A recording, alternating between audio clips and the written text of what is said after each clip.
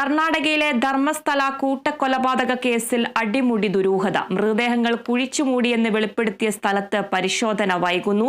വെളിപ്പെടുത്തൽ നടത്തിയ ശുചീകരണ തൊഴിലാളിക്ക് പോലീസ് സുരക്ഷ ഒരുക്കണമെന്ന് കോടതി നിർദ്ദേശത്തിന് പുല്ലുവില.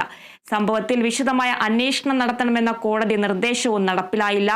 വാർത്തയുടെ കൂടുതൽ വിവരങ്ങളുമായി ജോസഫ് അഗസ്റ്റിൻ ചെയ്യുന്നുണ്ട്. ജോസഫ്, കൂടുതൽ വിശദാംശങ്ങൾ. അതിര കഴിഞ്ഞ ബുധനാഴ്ചയാണ് ഇത് സംബന്ധിച്ച് കേസ് ബെൽത്തങ്ങാടി കോടതി പരിഗണിക്കുന്നത്. ആ ഘട്ടത്തിൽ പ്രധാനമായും വ്യക്തമാക്കിയത് ശുചീകരണ തൊഴിലാളിക്ക് കനത്ത സുരക്ഷ നൽകണമെന്നുള്ളതാണ്. പക്ഷേ ഈ ശുചീകരണ തൊഴിലാളിക്ക് സുരക്ഷ നൽകുന്നതിൽ പോലീസ് വൈമുഖ്യം കാണിക്കുന്നുണ്ട്, അതിലൊരു നിഷ്ക്രിയത്വം കാണിക്കുന്നുണ്ട് എന്നാണ് മനസ്സിലാക്കാൻ സാധിച്ചത്.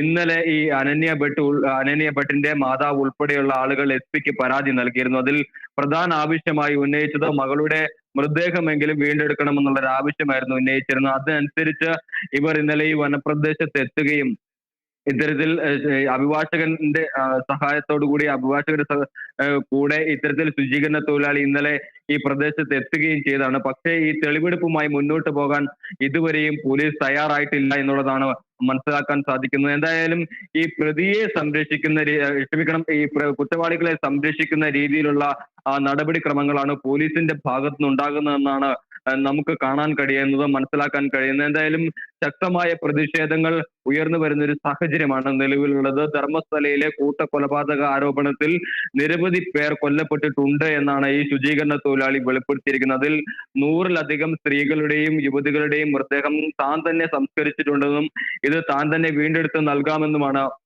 കോടതിയിൽ ഇയാൾ പറഞ്ഞിരുന്നത്. പക്ഷേ ഇതിലൊന്നും കൃത്യമായ നടപടി സ്വീകരിക്കാൻ ഇതുവരെയും ധർമ്മസ്ഥല പോലീസിനായിട്ടില്ല എന്നുള്ളതാണ് ഏറ്റവും പ്രധാനപ്പെട്ടത്. ഈ അന്വേഷണവുമായി സഹകരിച്ച് മുന്നോട്ട് പോകുന്ന ഒരു നിലപാടല്ല ഈ പോലീസ് ഇപ്പോൾ സ്വീകരിക്കുന്നതെന്നാണ് അഭിഭാഷകർ അടക്കം കോടതിയിൽ വീണ്ടും ചൂണ്ടിക്കാണിക്കുന്നത്. എന്തായാലും സമരസമിതി ഭാരവാഹികൾ വലിയ പ്രത്യക്ഷ സമരങ്ങളുമായി മുന്നോട്ട് പോകാനാണ് ഇപ്പോൾ തീരുമാനിച്ചിരിക്കുന്നത്.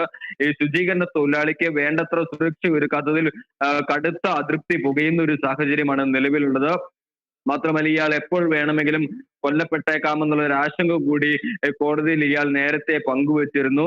അത്തരത്തിൽ താൻ മരിക്കുകയാണെങ്കിൽ പോലും ഈ തെളിവുകൾ നഷ്ടപ്പെടാത്ത രീതിയിൽ സുപ്രീം കോടതി അഭിഭാഷകനായ KV ധനഞ്ജയന് ഇതുമായി ബന്ധപ്പെട്ട സുപ്രധാന രേഖകളെല്ലാം കൈമാറിയിട്ടുണ്ട് എന്നും അദ്ദേഹം കോടതിയിൽ വ്യക്തമാക്കുന്നുണ്ട്. എന്തായാലും വലിയ രീതിയിലുള്ള ഭീഷണിയാണ് ഈ ശുചീകരണ തൊഴിലാളിക്ക് നേരിടുന്നതെന്നാണ് നമ്മൾക്ക് ഈ ഘട്ടത്തിൽ മനസ്സിലാക്കാൻ സാധിക്കുന്നത്. മാത്രവുമല്ല അന്വേഷണത്തോട് പോലീസ് തുടരുന്ന ഒരു സമീപനത്തിനെതിരെ വലിയ രീതിയിലുള്ള പ്രതിഷേധം ശക്തമാവുകയാണ്. ഇതിനിടയിൽ വനിതാ കമ്മീഷൻ അടക്കമുള്ള ആളുകൾ ഈ കേസുമായി ബന്ധപ്പെട്ട് ഒരു പ്രത്യേക DGPയുടെ നേതൃത്വത്തിൽ DGP നേരിട്ട് മേൽനോട്ടം വഹിക്കുന്ന ഒരു വിശ്വസ്തരായ ഒരു സംഘത്തെ നിയോഗിക്കണമെന്ന ആവശ്യം കൂടി ശക്തമാക്കിയിട്ടുണ്ട്. മാത്രവുമല്ല വിവിധ മനുഷ്യാവകാശ പ്രവർത്തകരും സമാന രീതിയിലുള്ള ഒരു ആവശ്യം ഉന്നയിച്ചു വന്നിട്ടുണ്ട്. ഈ അഡ്വക്കേറ്റ്മാർ പ്രധാനമായും പറയുന്നത് കേരള ഗവൺമെന്റും ഈ കാര്യത്തിൽ ഒരു ഇടപെടൽ നടത്തണമെന്നാണ്. കാസർഗോഡ് ജില്ലയിൽ നിന്നും മറ്റ് നിരവധി പ്രദേശങ്ങളിൽ നിന്നും ധർമ്മസ്ഥലയിൽ പോയി കാണാതായിട്ടുണ്ട്, നിരവധി പേർ കാണാതായിട്ടുണ്ട്. അതുകൊണ്ട് തന്നെ ഈ വിഷയത്തിൽ കേരള സർക്കാരും ഇതുമായി ബന്ധപ്പെട്ട നടപടികളിലേക്ക് കടക്കണം, സുപ്രീം കോടതിയെ സമീപിക്കണം എന്നൊരു ആവശ്യമാണ് ഇവർ പ്രധാനമായും ഉന്നയിക്കുന്നത്. എന്തായാലും ഇന്നലെ വൈകിട്ടോടുകൂടി ഇത്തരത്തിൽ തെളിവെടുപ്പ് നടക്കുമെന്നാണ് ആദ്യഘട്ടത്തിൽ അറിയിച്ചിരുന്നത്. പക്ഷേ ഏറെ നേരം കാത്തു നിന്നിട്ടും പോലീസ് ഉദ്യോഗസ്ഥർ തെളിവെടുപ്പിന് വേണ്ടി വന്നില്ല എന്നുള്ളതാണ് ഏറ്റവും വിഷമകരമായ കാര്യം. അതിനുശേഷം ഇവർ ഈ ശുചീകരണ തൊഴിലാളി അഡ്വക്കേറ്റ്മാർ ഈ ശുചീകരണ തൊഴിലാളിയെയും കൊണ്ട് ഇവിടെ നിന്ന് മടങ്ങുന്ന ഒരു സാഹചര്യമാണ് ഉണ്ടായത്. എന്തായാലും ഇതുമായി ബന്ധപ്പെട്ട് വലിയ രീതിയിലുള്ള പ്രതിഷേധങ്ങൾ, നിയമ പോരാട്ടങ്ങൾ എല്ലാം തന്നെ തുടരുമെന്ന് തന്നെയാണ് അനന്യ ഭട്ടിന്റെ മാതാവ് ഉൾപ്പെടെയുള്ള ആളുകൾ വ്യക്തമാക്കിയിട്ടുള്ളത്. ശക്തമായ സമര പരിപാടികളുമായി മുന്നോട്ട് പോകും, നിയമപരമായ എല്ലാ സാധ്യതകളും ഉപയോഗിക്കും, മാധ്യമ പ്രവർത്തകരുടെ എല്ലാ സഹായവും ഞങ്ങൾ തേടുമെന്നുള്ള കാര്യവും ഇവർ വ്യക്തമാക്കിയിട്ടുണ്ട്. എന്തായാലും ഈ ദുരൂഹ മരണങ്ങളുടെ ചുരുൾ അഴിയേണ്ടത് ഒരു നാടിനെ സംബന്ധിച്ചിടത്തോളം ഏറ്റവും അത്യന്താപേക്ഷിതമാണ്. ഇതിൽ മലയാളികൾ ഉൾപ്പെട്ടിട്ടുണ്ട് എന്നുള്ള സങ്കടകരമായ കാര്യമാണ് കഴിഞ്ഞ ദിവസങ്ങളിലൊക്കെ നമ്മൾ നടത്തിയ അന്വേഷണത്തിൽ തന്നെ മനസ്സിലാക്കാൻ സാധിച്ചിട്ടുള്ളത്. അത്തരത്തിൽ കാസർഗോഡ് ജില്ലയിൽ നിന്നടക്കം ഇത്തരത്തിൽ ആളുകൾ നഷ്ടപ്പെട്ടിട്ടുണ്ടോ എന്നുള്ള കാര്യത്തിൽ പോലീസ് ഇപ്പോൾ ഗൗരവപൂർണമായിട്ടുള്ള ഒരു അന്വേഷണം നടക്കുകയാണ്. കേരള സർക്കാരിനോട് നമുക്കും ആവശ്യപ്പെടാനുള്ള കാര്യം ഇതാണ്. അതായത് കാസർഗോഡ് ജില്ലയിൽ നിന്നോ കേരളത്തിന്റെ മറ്റു ഭാഗങ്ങളിൽ നിന്നോ ഇത്തരത്തിൽ 1980-നും 2015-നും ഇടയിൽ തീർത്ഥാടനത്തിന് പോയോ മറ്റോ ആവശ്യങ്ങൾക്ക് വേണ്ടി പോയോ കാണാതായവരുടെ ഒരു പട്ടിക തയ്യാറാക്കുകയും അതിൽ അടിയന്തരമായ ഒരു നടപടി സ്വീകരിക്കുകയും വേണമെന്നാണ് ഈ ഘട്ടത്തിൽ നമുക്കും സർക്കാരിനോട് ഇപ്പോൾ ആവശ്യപ്പെടാനുള്ളത്.